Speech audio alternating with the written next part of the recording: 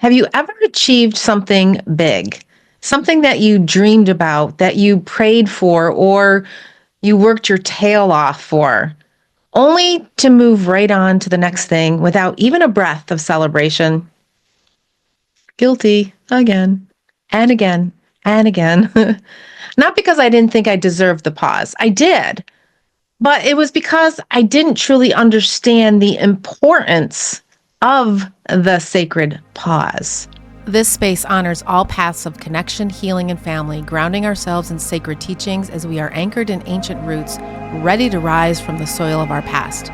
I'm Irene Stupski, here to guide you through stories, insights, and spiritual practices that will help you heal and rediscover your true belonging. The power within this moment that comes from receiving what you've created, honoring your journey, and letting joy land in your body. It feels good and it's powerful.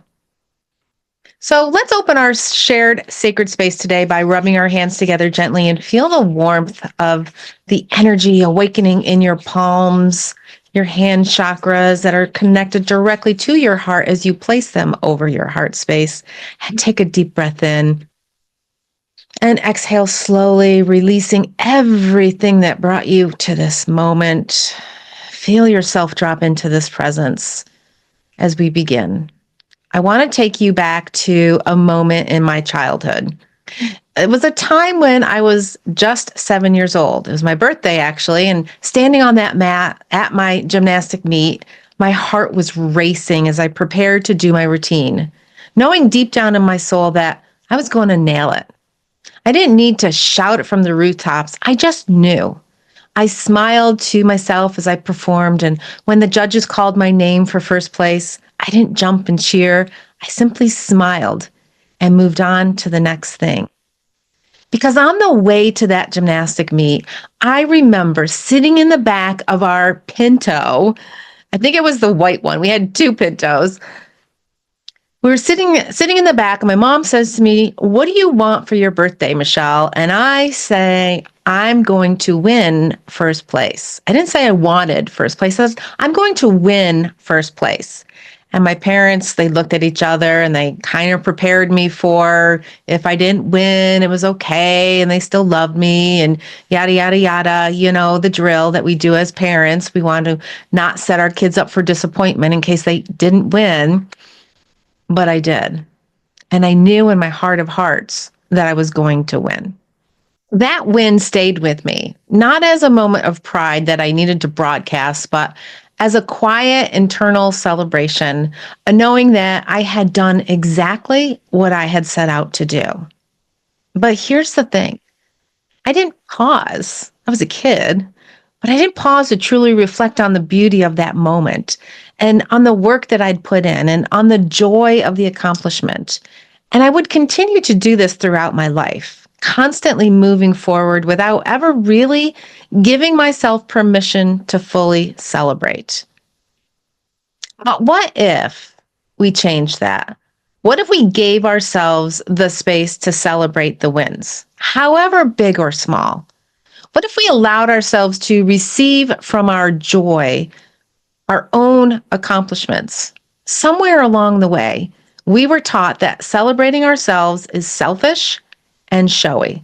That if we're not careful, we'll come across as being boastful. But here's the truth. You know how I love to share truths. Celebration isn't arrogance, it's alignment. It's how your soul anchors abundance. It's how your subconscious knows that you're safe to receive. Your spirit longs to be witnessed, even by you. And recently, I submitted my latest book to a publishing contest with Hay House Publishing. And it's been a long time dream of mine to be a Hay House author. It was one of those, this could change everything moments. And I didn't win the contract that I was hoping for this time. But I did receive something just as powerful, an honorable mention. Now, I've got to be honest with you. I didn't know whether to cry or leap for joy because I felt both. My heart bounced between disappointment and celebration. And then it hit me. This is what this week's podcast is all about. There's no coincidence that my angels were preparing me for this moment. This is the win. Because this time, I chose to celebrate exactly where I was. I immediately texted my husband and kids, and I shared the news with my Write Your Book group. And then I danced in my bedroom singing Celebrate the Win with my mini Bichon poodle bouncing beside me. It was silly and beautiful and joyful, and it was so ever healing, celebrating all the joys in my life. It felt like I finally got an A on my paper, which may sound like a small thing, but if you've read my book, Flying Free, you know why this moment meant everything. Let me take you back to another win that I never celebrated. I was 17 and I had just competed in one of my final gymnastic meets of my high school career. It was Eastern Nationals, which was held at the University of Georgia, and I had been in first place the entire weekend. There's 2 days of competition. I was on fire. I was feeling confident and I was driven, and I'm like, this is it. But during the very last event, vaulting, I fell. And just like that, I dropped to second place. Now, let's be honest. Second place at a national meet, pretty darn incredible. Girls from all over the East Coast were congratulating me, but I couldn't feel it. I couldn't receive it. I stood there in tears because to me, anything less than first was a failure because I had it in my hand. It was a feeling of not good enough. And that narrative didn't start with that vault. It came from years of harsh coaching, a tough love, reverse psychology approach that never worked on me. And it left me feeling like I could never measure up. I was constantly getting kicked out of the gym for mouthing back and not meeting expectations or refusing skills that I feared. He was harder on me than anyone else. And I understand it's probably because he saw my potential, but instead of making me better, it made me feel broken, which part of me already was. Even when I competed at the elite level, yes, the Olympic level gymnastics, his end of career or his end of year evaluations still told me that I was unsatisfactory. I carried that word, that deep wound of unworthiness with me for decades, piled upon a bunch of other stories. Until that moment, decades later, sitting in a restaurant watching a Georgia Bulldogs football game with my husband, I remembered something. I remembered something about that meet. Something cracked me open. And I looked at my husband with tears in my eyes and I said, I finally see it. I've been chasing first place my whole life, not to win, but to feel like I'm enough, to feel like I'm worthy of winning. And that awareness was healing in itself, but it didn't end there. The deeper healing came when I chose to reclaim not just that memory, but many others as well, but not as a loss, but as a victory. Not for the medal, not for the title, but because I showed up. I gave it my all and I endured. I realize now that I've done that in so many areas of my life, from adoption to spiritual awakening to building this business and writing all my other books and coaching others. I kept moving to the next thing without celebrating the last, without pausing to reflect on the depth of what I had just created, which is funny because in my Flying Free book at the end of each chapter, it literally says pause and reflect. But that's what we're here to shift today because celebration is sacred.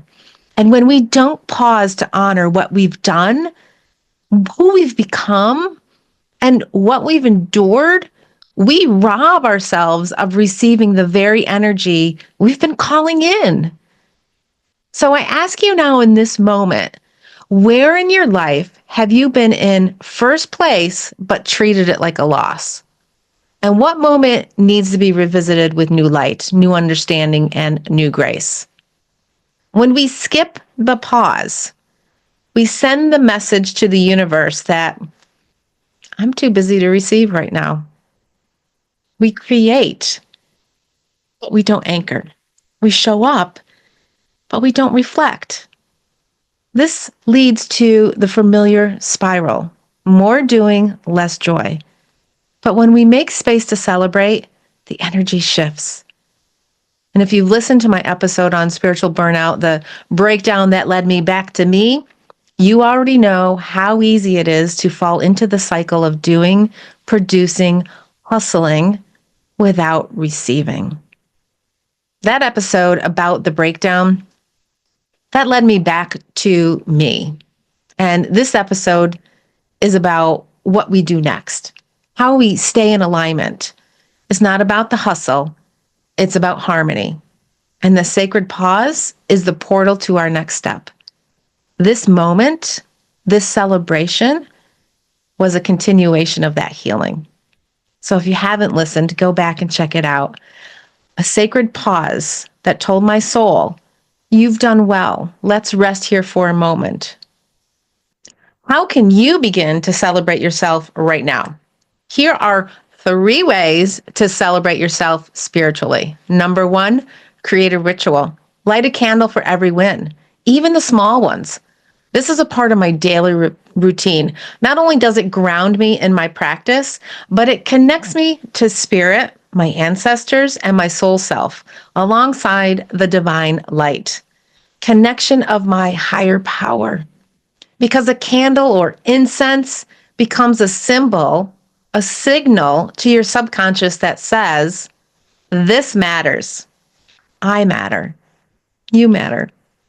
It creates a neural pathway of reverence. It teaches your nervous system to rest in the joy more often. Number 2, speak your wins out loud. There's energy in your voice. We give the frequency of the win more power. We are putting it out into the universe in more than thought form, and we're giving voice to an energy that will gain momentum, and it will come back to us, and it will gather up goodness along the way, thus creating more wins, this beautiful cycle. And when you say your win out loud, even just to yourself, your throat chakra opens and your inner child hears, look how far we've come. It vibrates pride into every cell of your being. And number 3, journal the life you once dreamed of.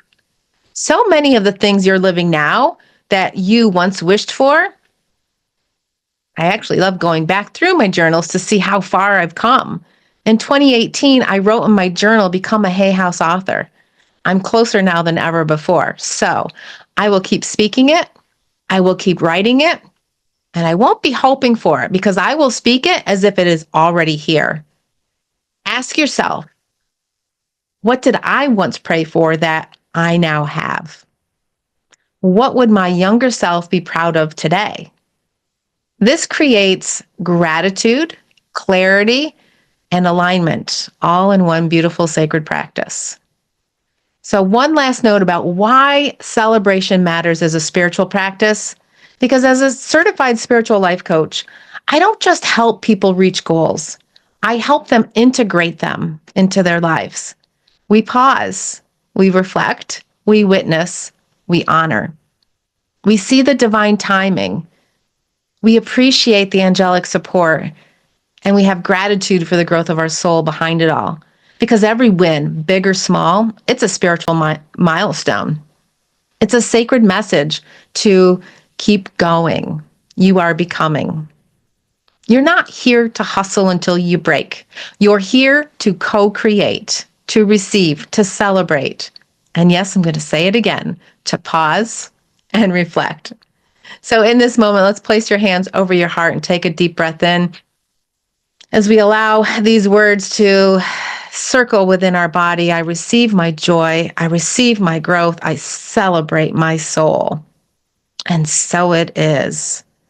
And if this episode spoke to your soul, visit michelleirene.com for many free gift offerings, guided meditations, spiritual support to help you stay aligned and grounded every single day. And if you're ready to truly honor yourself, join us inside the Back to Me monthly gathering. It's your sacred space to pause and reflect, to remember, and to rise in your community. So if you're listening on a platform that allows comments, I'd love to hear from you. Drop a comment with a topic that you'd like to hear about on one of my next episodes. If I choose your suggestion, I will send you a special gift. So have a beautiful day and celebrate something about yourself right now.